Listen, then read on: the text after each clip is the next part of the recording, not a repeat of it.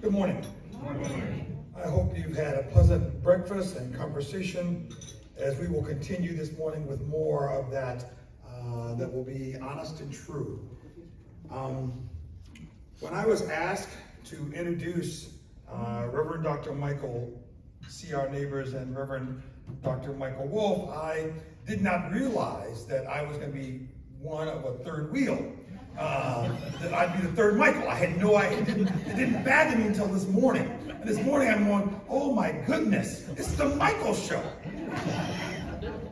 But this is not about me. I feel that this is one of those moments that you're reminded that you stand on the shoulders of others.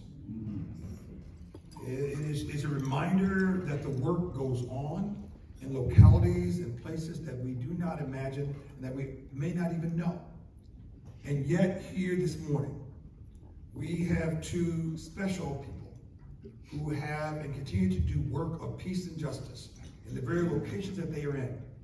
And they do it in spite of, it's not about awards or rewards, it's about the fact that they are God's children and they care about all of God's people. And they believe in the sense of faith and justice and humanity for all of God's people. And so it is my pride to introduce to you first and foremost the Reverend Dr. Michael C.R. Neighbors. As you may not know, but you read in your bio, he is the senior pastor of the historic Second Baptist Church in Evanston. He leads this church in its role as a trumpeter for Christ and a social justice advocate in Evanston and Metro Chicago. What I didn't discover was that we're like right across the tracks from each other. So that's interesting. He holds a D-Man focusing on African-American preaching from United Theological Seminary in Dayton, Ohio. He also holds an undergraduate degree with Western Michigan University and an M, a Master's of Theology and a Master's of Divinity from Princeton Theological Seminary. Dr. Neighbors is a leader with Evanston Reparations, a groundbreaking program allocating $10 million to repair historical damages to Black Evanstonians due to racism. He has received over 100 awards for his leadership and service in New Jersey, Michigan, and Illinois, and is currently in his third term as president of the Evanston North Shore branch of the NAACP. Reverend Dr. Neighbors is a sought-after speaker and lecturer throughout the United States. Ladies and gentlemen, guests and friends, siblings, Reverend Dr. Michael C.R. Neighbors will come up in a moment.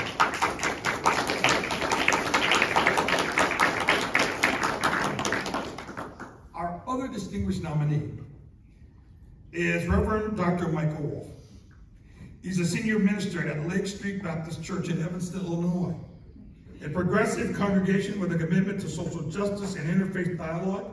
He's an ordained American Baptist Churches USA and Alliance of Baptist pastor.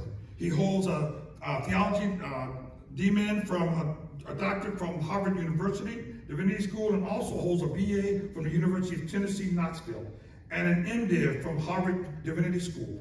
His first book, Sanctuary and Subjectivity, Thinking Theologically About Witness in the Sanctuary Movement, is part of T&T's Clark Studies in Social Ethics,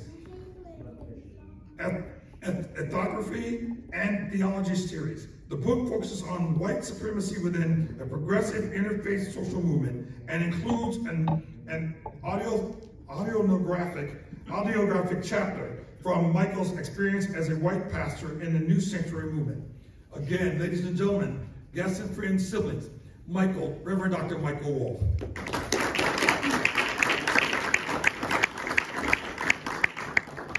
Oh, y'all need to come on up here.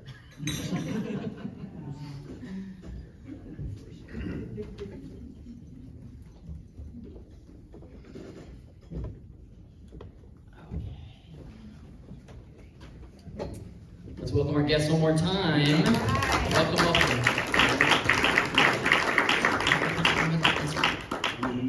That's great.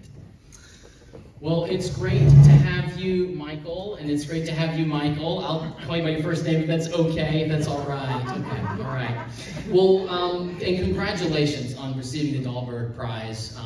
What does it mean for you both to be in the company of folks like Martin Luther King Jr., Jimmy Carter for the Israel-Egypt peace treaty, Marian Wright Edelman, Michael, what does this mean to receive this award? And then Michael, will go to you. Well, good morning, everyone.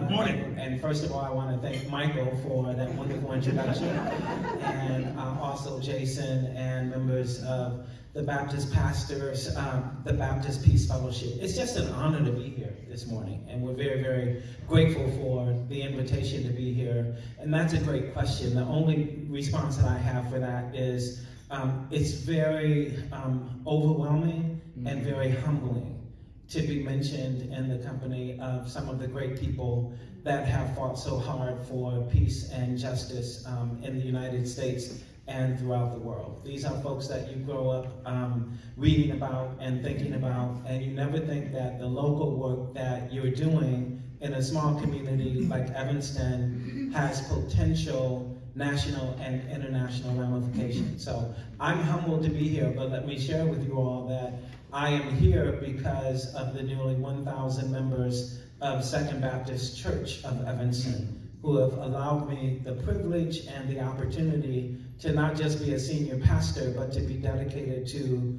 the work and the movement of social justice. Not every church is necessarily crazy about having a pastor who is so committed to social justice, but they have afforded me that opportunity. So it's overwhelming, and it's very humbling, and I'm still in a daze. Yeah. I mean, I'd share that sentiment that is humbling and overwhelming. And one of the things that I would say is it is hard to imagine yourself on the list with those sorts of people, especially for the local work that we do. But hopefully that's somewhat inspiring that local churches can do work that is really important in our country. Because I think that if you look out in our country right now, you be forgiven for not having too much hope for advancing some of the priorities that you might want to see. But almost every town in the United States has a church. They have churches. They have the capacity to do work that is, yes, local, but can move the needle in really positive ways. Yeah, yeah. And you know, this prize really came out of your church's partnership and your shared partnership. And so I was wondering, Michael, if you could talk to us a little bit about the history, the intertwined history that Second Baptist has with Lake Street, you know, the connection that your congregations have, and how this partnership sort of evolved. Yeah, well, it's fascinating, Jason, and those of you all who have been Baptist all of your lives know that if you come from a relatively decent-sized town or city in the United States, and there is a Second Baptist church, it is normally a black church that comes out of what would have been a First Baptist church. So in the year of 1882, in the summer of 1882, First Baptist Church, which is now known as Lake Street, was the only Baptist church in Evanston. And it was interracial, so all of the African Americans in Evanston, few in number, but those who were Baptists were a part of that church. And in that summer of 1882, there were a dozen members who were African American who decided that they wanted to go to the pastor and have a letter of dismissal so that they could create their own church. And that is how Second Baptist came into existence. Now, it's very interesting how we're talking about the various denominations. At the same time, in the same town, there were about a dozen United Methodist African Americans who were part of the First United Methodist Church who also left that church. So these two African American groups started to meet together in the summer. And they met upstairs in the post office on Davis Street. And it was an effort to start one African American church. But because of denominational differences, like immersion, the Baptists went one way and started Second Baptist, and the Methodists went the other way and started Ebenezer AME Church. And because we want to be accurate historically, they both started at nearly the same time, but Ebenezer is 2 weeks older than Second Baptist Church. With that in mind, that is where it began. And then moving and shifting forward, I think that 20 years into last century, there were two amazing leaders at First Baptist Church and Second Baptist Church. One was James Stifler, who was an amazing pastor at First Baptist Church, and also William Holmes Borders, who was the pastor of Second Baptist Church as a young man before he went on to become the pastor of Wheat Street Baptist Church in Atlanta, which at the time was the largest Protestant church in the United States of America, 10,000. So those two were very social justice-oriented advocates. And then we shift all the way up to the 1990s with two other amazing pastors. One of them was Bob Thompson, who changed First Baptist Church to Lake Street. And also the other was the amazing Hyso Taylor, who would become the president of Operation Push when Jesse Jackson ran for president in 1984. So those two got together and decided that they needed to work on some reconciliation and that sort of thing. And then many years later, there was this kid from Harvard that came rolling in to Evanston and has taken the city by storm in terms of Michael Wolff. And I came in just a few years before him, and we both have a social justice perspective as well. I gotta tell you this before handing it over to Michael, though, is when I first met Michael, I had been working with Lake Street when they didn't have a pastor, and we were working on doing some amazing things together. And then they were very excited about bringing a pastor in. And when I first met Michael, I was just stunned. And not just by his academic acumen, but when he started speaking with a very Southern Alabama accent, I was like, oh, really? And you can never judge a book by its cover. So he and I have become fast friends as well. So that's a part of the history. I mean, I think he ran through most of that history, but what I would just say, if I could sum it up, is that these congregations definitely have a shared and very complicated past. And a lot of our work has been, what does that shared future look like? Is it possible to craft a shared future based on reconciliation and based on the work of reparations in Evanston? And what does that look like? And I think that there's certainly a center of gravity, something around which we are both in orbit, and of trying to figure out and name the ways that we can take that sort of power of two congregations into Evanston and into the world and do some important work that way. Michael, you've talked about congregations as places that are unique for practicing the work of reparations. And so could you talk to us about why congregations are spaces where you think that work can take place, and what were some of the steps that your congregation and also your congregation, Michael, came to come to practicing reparations in the way that you are, with co-ownership of the property and living into that dream? Sure. So that's a complex question, but let me think about that. So everything that we have been working for comes about because we are members of faith communities. I think the idea for what reparations could mean came from the municipal program, and beginning to see reparations through a faith lens has been really powerful. Just because we're not first, or that we take inspiration from other sources, that shouldn't be to a detriment at all.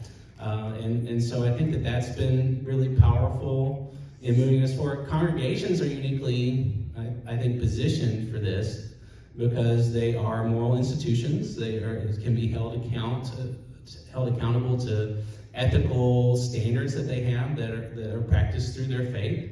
They also, especially for white congregations, hold vast amounts of wealth in their property. And I think that this is really important to name. And I think this is very difficult to talk about, especially because white congregations, if you look at the statistics, they're in decline. There's a lot more of what does the future look like, and that can cause white congregations to hold things tightly and to feel like the thing to do now is to conserve resources so that we're here in 40 years, no matter what that looks like, as if our own existence is a good unto itself. That's the temptation, I think. I don't think that that's necessarily aligns with the gospel, but that's the temptation. And it's a temptation because we love our communities of faith and all that sort of stuff that's good. But there's a lot of wealth that our congregations have. And there's a lot of capacity that's there too. So we also gather together plenty of people who are able and who can do outstanding work in the community. So there's a sense that we're gathered together and we're stronger than congregations or places where, I guess it depends, anywhere from 10 people all the way up to, what are you at now? What are you at now? How many? Membership? Yeah, about 1,000, okay? So anywhere from there, and I guess up from there, these people are coming together and making community, and there is a capacity there to pursue social change. And so I think that that's important. The other thing is that a lot of what you face, especially from white folks who are talking about reparations, who are talking about harms that happen, and Evanston is focused a lot on redlining. A lot of folks can say, well, that was a long time ago. That was a long time ago, and I wasn't personally responsible, so there's absolutely I don't want anything to do with this, and I'm very resistant to it. This first sort of thing can be, again, that sort of really tight grasping and sort of holding close and feeling like, well, that's not my thing. That happened in 1882, or that happened in 1920, or that happened. But the thing about our congregations is, blessedly, they've been around for a very long time. So it's not, they have accountability, and they were there for it. They help shape neighborhoods. They help be a part of all these conversations that were happening in your community, and they exist beyond the span of a human lifetime. Yeah. And so even if it wasn't you, you are the spiritual and actual successors of whoever came before you in that community. So it's a great cloud of witnesses, and not just sort of a nice mystical understanding, is also challenges us to think about what accountability can look like. And I think congregations are really unique places to practice that. And there's a lot of resources there that make things possible.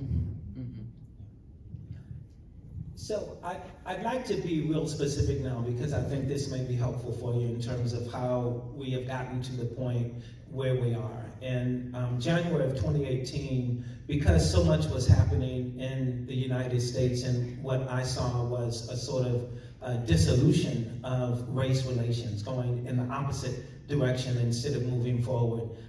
That first Sunday in January of that year, I remember being bold enough, I guess, in a sermon to declare a war on racism in the Evanston community. And as a result of that, a lot of things began to happen at Second Baptist Church. We were given a couple of amazing grants, one from the Lilly Foundation, another from the Samuel DeWitt Proctor Conference, to begin to look at what programming our ministries would appear to be in terms of positioning our church to fight against racism in the community.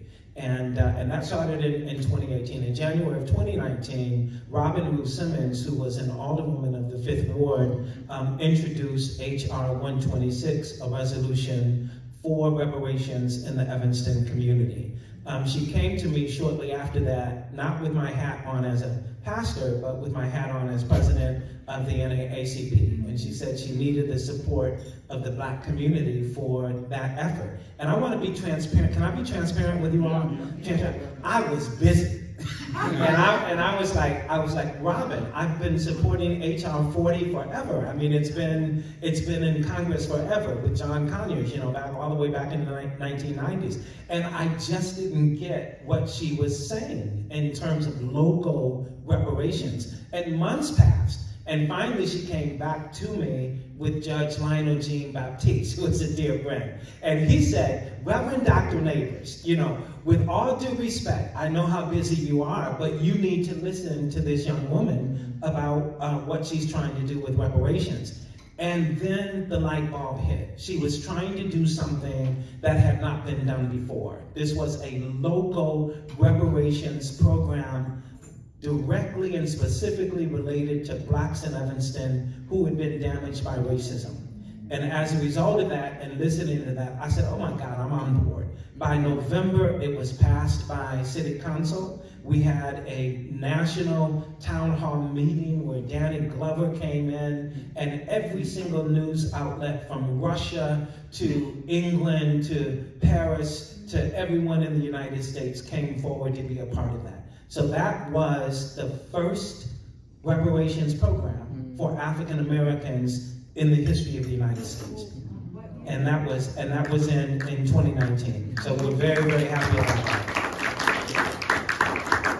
And so what happened after that was the ministers in the community, and especially we have a really strong interfaith community in Evanston, a group called Evanston Interfaith Clergy and Leaders. It's very, very strong. They were witnessing what was happening and looking at it, and so they came to me and said, listen, we want to be involved in this. What can we do? How can we get involved? Now, like most of your communities, there are 2 clergy associations in Evanston. One is black and one is white.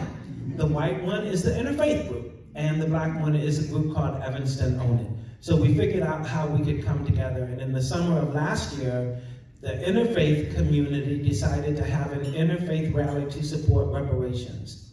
And they had it at Fountain Square, which is in downtown Evanston, and they brought together 18 houses of worship.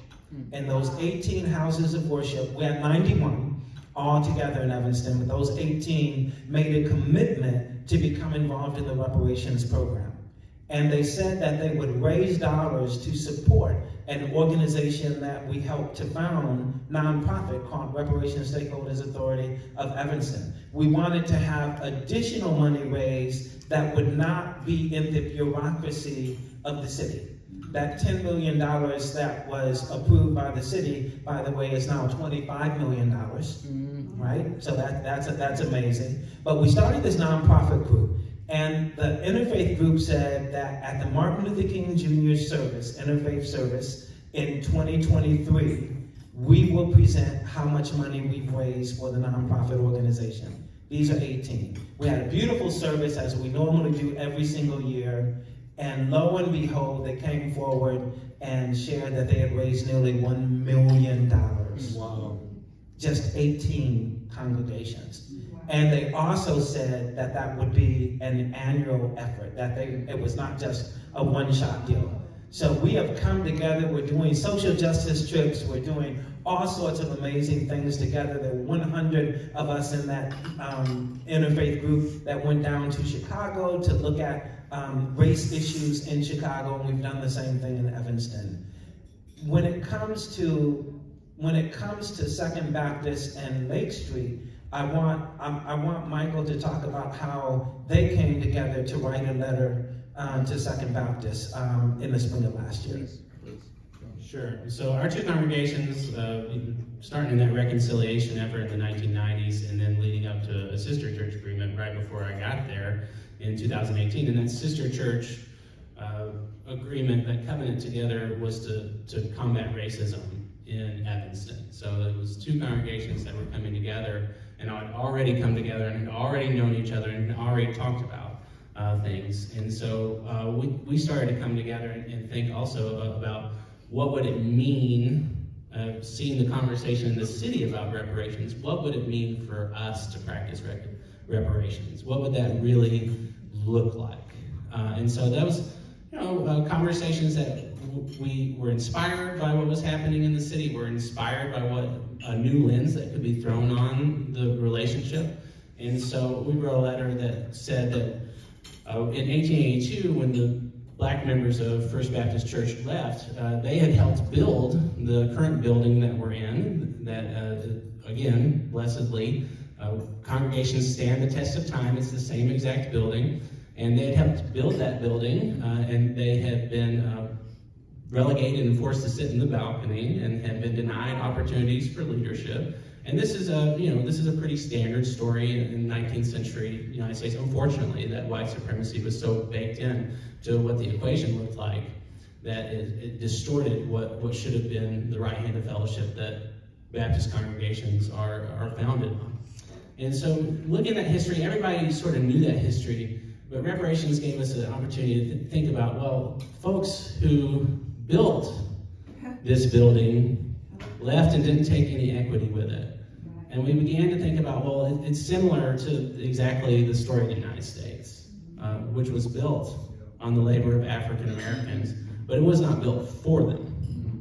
In a similar way, First Baptist was built partially by the labor of African Americans, but obviously it wasn't built for them. It wasn't built to meet the needs, their needs. It wasn't built to serve them in that way. And so we began to get together and really think, what would it be like to practice reparations? And so we wrote a letter that we wanted to restore to co-ownership Second Baptist, a building that they had helped build, of course, that they had a share in. They had a historical and spiritual and whatever you want to say, stake in. And that we wanted to make this building, again, this building which for a lot of white congregations is a source of great despair because there's not enough money to fix it, there's not all this sorts of stuff. We wanted to make that a real resource for reconciliation. And so we're still figuring out what that exactly looks like. But we're making some progress. We want to focus on really addressing the educational opportunity gap in Evanston, which is amongst the highest in the United States. The racial opportunity gap in Evanston is something that we really want to address, and so we're figuring out how to use those resources that we both have as congregations to do that. And we're excited about what the future holds for that. I think we're very hopeful about that. BPFNA, right? Next week is going to have our Peace Camp with the theme Moving Mountains. And so I was just curious if you could talk to us a little bit about some of the mountains that have been in the way as this relationship has emerged. What have been some of the mountains that you have seen that are in need of moving, and maybe they're still there, the obstacles and the challenges? I'll start, yeah. So I think that that when we really started growing close again in 2018, one of the great challenges was the leadership of both congregations started to come together. We had a series of meetings. What would it look like for us to begin to become reconciled and to repair the damage that had been done? And in our congregation at Second Baptist, one of the mountains that rose very clearly was, well, Reverend, are you trying to unite us with Lake Street? Are you trying to make us become one congregation and one church? And that was a real big concern for members of Second Baptist because they felt like if that were the case, they would lose their own sense of identity, their own sense of history and all of that. And we'd never had that conversation. The leadership hadn't. But that was a concern that rose from the congregation. So that was a potential mountain, and we had to allay those concerns by saying we're not talking about coming together as one congregation, but we're talking about being in fellowship with one another. And I think that was a significant mountain. I think another potential challenge was how can we grow closer? If the leadership is growing closer, how can we grow closer? So with one of our grants recently from Northwestern, we got enough money to start what we call Race Talk Solidarity Circles. And a group of folks from Second Baptist were trained as facilitators in race relations, and we have now begun to have Race Talk Solidarity Circles with different congregations in the city of Evanston, starting with Lake Street. And that's a small group of about 10 people, 5 from one congregation and 5 from another, black and white, having race talk conversations to try to address the elimination of racism in Evanston. It has worked remarkably well. We're working on our 10th congregation now. Folks from Second Baptist are exhausted, but I keep telling them it's exhausting work.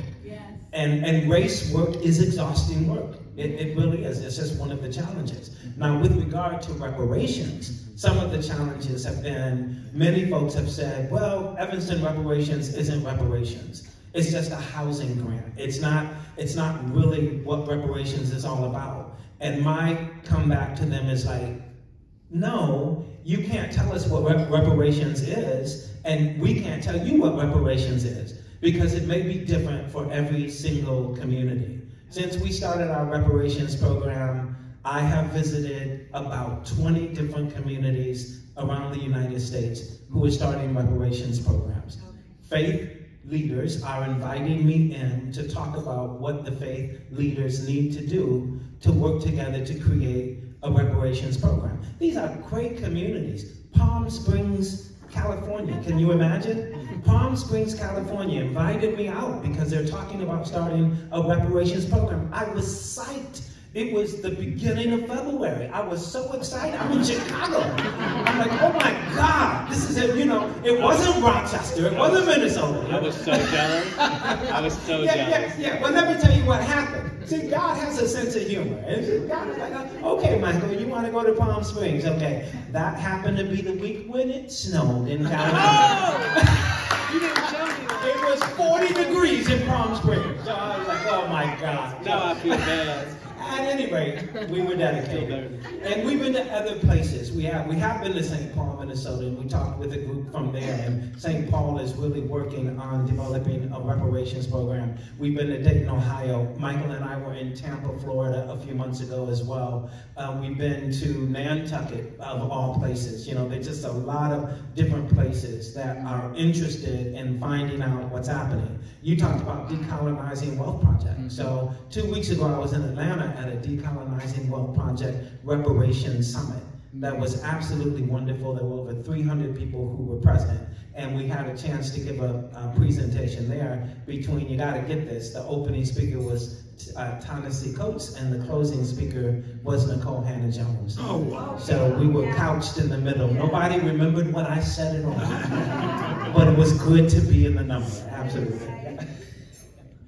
Sure, it's hard to follow that. But I'll say some of the difficulty, I think, that especially with white congregations and my congregation too, is that there's a real comfort in charity models and giving and maintaining power and saying, well, we have resources and we're going to dole it out how we want, and where it's not about accountability, it's about charity, and it's of our free will, and it's because we're awful good white people. And so this sort of model is pervasive. And it's almost second nature, I think, for white congregations. And this model is, in my view, one of, if not the central thing that has to be overcome and thought through and done away with for true and authentic sort of reconciliations and reparations to take place. And a lot of times this model is present without people being able to name it, but being able to name that and say that charity and philanthropy is great, but it preserves the current power structures which we're embedded with and co-constitutive with white supremacy. I think it is really important to think through and to understand. Well, I want to give a moment here in a second for questions from the audience. But, you know, tell us a little bit about what you would give this group of peacemakers and this Baptist Peace Fellowship, some advice, some ideas, some possibilities for what you know, how folks can become involved in their local context. Michael? Michael? Okay. So one of the things, like I was talking a lot about how congregations have a lot of resources, and one of the things that they have is they also have archives. So they have a bunch of resources about how neighborhoods and cities came into being and the roles that your congregations and your faith communities, your houses of faith, played in the becoming of, and also probably the racialization and white supremacy in your town. And so if you have archives and you've been blessed with someone who's an archivist and has gone through and curated some of those, then you probably already have some immense resources for thinking through things. But also there's local history organizations. There's a whole bunch of ways to understand the history of where you are, which is really important, because if you don't know the history, if you don't, and not just sort of the history that appears in your congregational history, which is probably, if you're in a white congregation, not going to talk about race at all. And if you understand history, then reparations and reconciliation can become possible. But if you don't know history, it's really impossible. And I think that that's what we've seen in Evanston, is that it's grounded in history. There's an organization called the Shorefront Legacy Center with led by Dino Robinson, I guess not anymore, but founded by, and still a very important force. And what he did was categorize, collate, put together, represent, interpret the history of African Americans in Evanston, and give some real clear, definitive proof and understanding of white supremacy in Evanston, racism in Evanston, and specifically is important around redlining. And so redlining is one of those things that people might perhaps not understand well, but there's an organization that has color-coded maps, right, based on investments that stole and pilfered wealth from Black Americans. That's what it did. And so if you live in a metro that has one of these maps, you can look at the map. And so that's a really important thing to do, is to see the map and to see it laid out in front of you in color, exactly how this was federal policy, and exactly how lenders were complicit in it, and perhaps, and I know I say this gingerly, but it's important, and perhaps how your congregation has benefited from that redlining, and perhaps how it's played a role in enforcing that redlining in some ways, right? Yeah. And you know, as God would have it, I think there is a reason why Lake Street and Second Baptist are part of the leaders in this reparations effort with regard to faith communities. Baptists have this incredible thing called autonomy, and it creates within us an opportunity to think and work outside of the box. And I think that's what we've been able to accomplish and to do in the Evanston community. That makes us unique. And I think that what we're doing, we're at a point where we're simply not satisfied with what we've been able to do in Evanston. We are trying to create what can be replicable in other parts of the nation. Currently, there are 125 local initiatives focused on reparations in the United States. 125. From the state of California, San Francisco, Amherst, Boston, Tulsa, and every other place in between. So if you are in a community that has a percentage of Black people who have lived there for a period of time, there is probably no question that racism occurred. The question becomes, are you going to be willing to say, we're going to look at our community to see what we can do to repair the damage? And what has happened is people just put it off. They put it off. Well, it's not my job. Maybe it'll be my children's job or my grandchildren's job. But there is an urgency. And the late Benjamin E. Mays, who was the president of Morehouse College for so many years, and especially when Dr. King was there, he had a saying at the end of every commencement, every single year he was president. And it talked about the urgency of the moment. I only have a minute, only 60 seconds in it. Forced upon me, didn't choose it. I must suffer if I lose it, give account if I abuse it. Only a tiny little minute, but eternity is in it. So there's an urgency, I think, in repair regarding racism right now, because racism is growing in the United States, and it is not lessening. And it will take faith communities like the American Baptists to come together and say, if we can win against racism, we can win against sexism, we can win against Islamophobia, we can win against homophobia, we can win against every kind of bias that exists. And so that's what we're all about. And I think that we're on the right road. It was close. Yeah, keep preaching, keep preaching. Amen. What urgent questions do we have in the congregation here? And I'm going to try and move the mic over so we can all hear. But yes, Sandy, did you want to start us off? Yes. Here? Okay. Last point. Thank you both so much. And that's my question.